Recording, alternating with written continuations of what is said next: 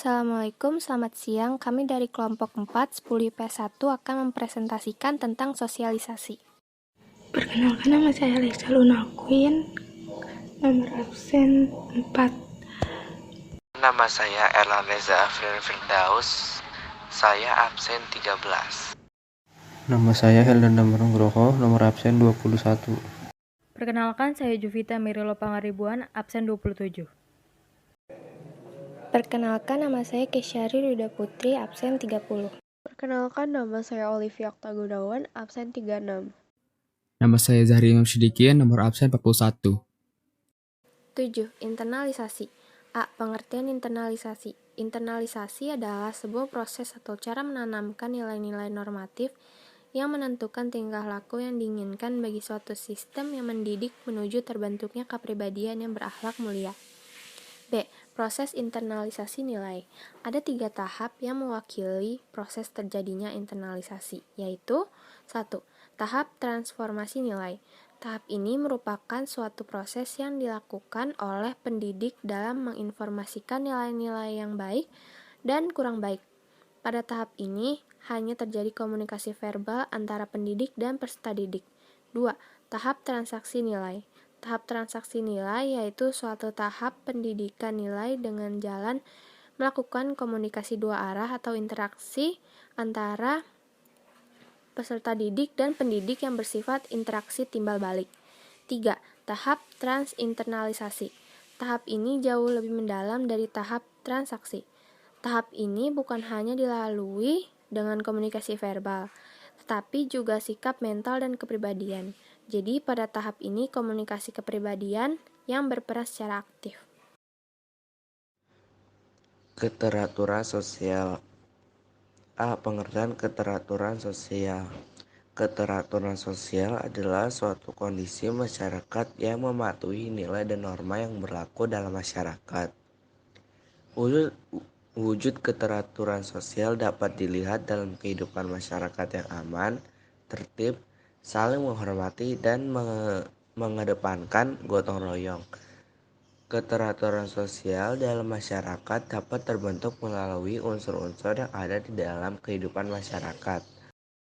B. Bentuk keteraturan sosial. Yang pertama ada tertib sosial. Tertib sosial adalah kondisi kehidupan suatu masyarakat yang aman, dinamis, dan teratur karena setiap individu bertindak sesuai nilai dan norma yang berlaku dalam masyarakat. Sebagai contoh, yang mengalami tertib sosial dalam masyarakat dapat dilihat ketika kita mengamati pengguna jalan raya. Adapun ciri-ciri tertib sosial, yang pertama ada terdapatnya suatu sistem nilai dan norma yang jelas. Kedua, individu atau kelompok dalam masyarakat mengetahui dan memahami norma sosial dan nilai yang berlaku. Dan yang ketiga, individu atau kelompok dalam masyarakat menyesuaikan tindakannya dengan norma dan nilai sosial yang berlaku. Bentuk keteraturan sosial yang kedua adalah order.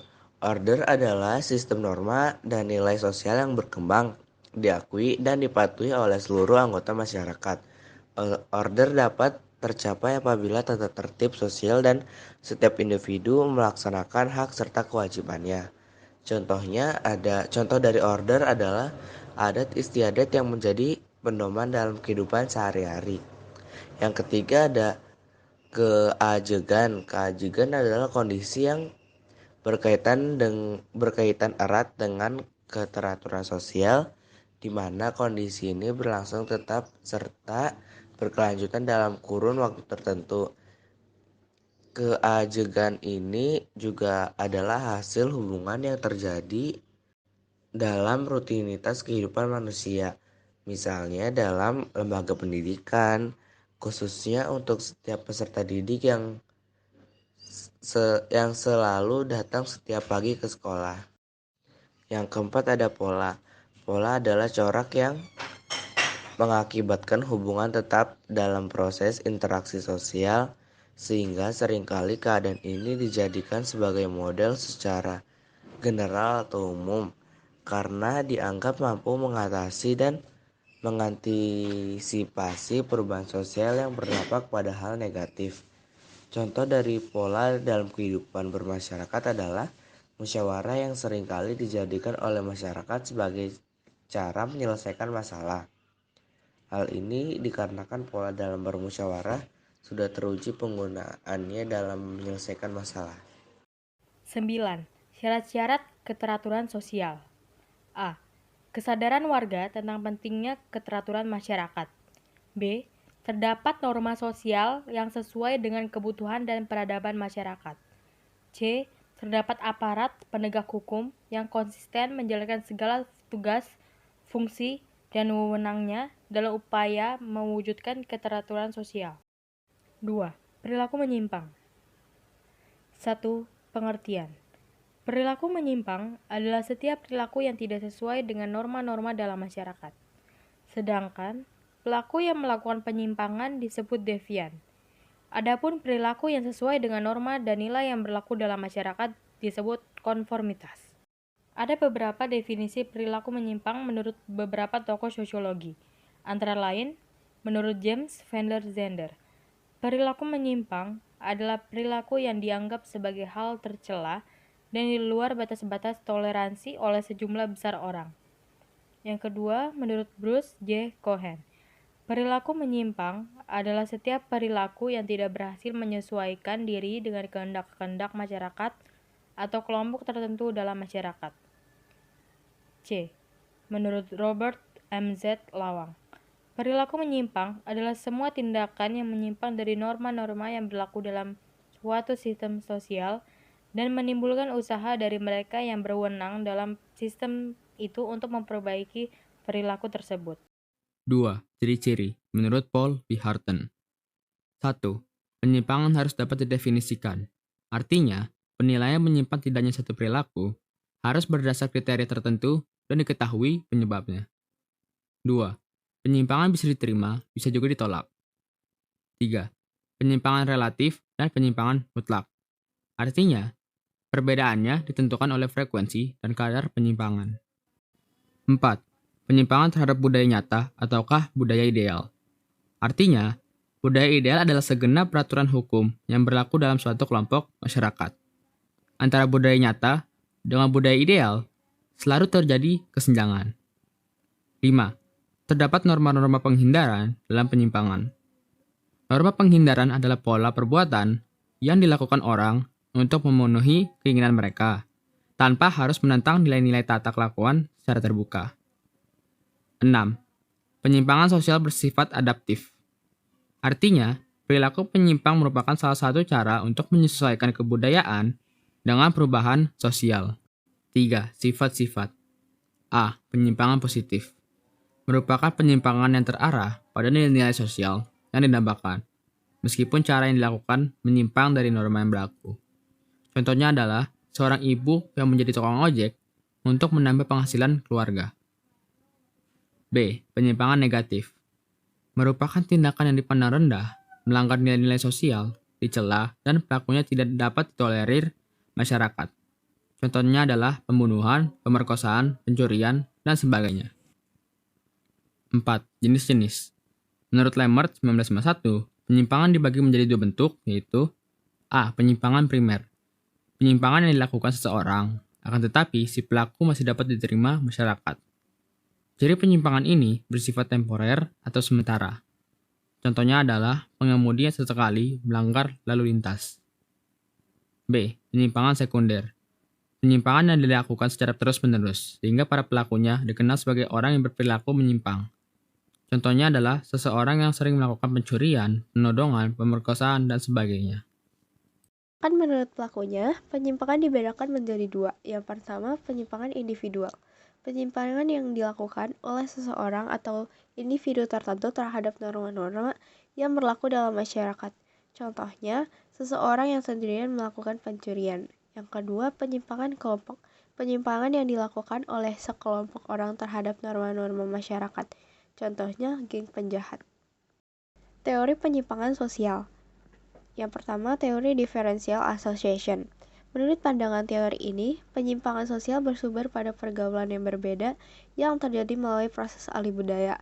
Yang kedua, teori labeling. Menurut teori ini, seseorang menjadi menyimpang karena proses labeling, pemberian julukan, cap, etiket, dan merek yang diberikan masyarakat sehingga menyebabkan seseorang melakukan penyimpangan sosial.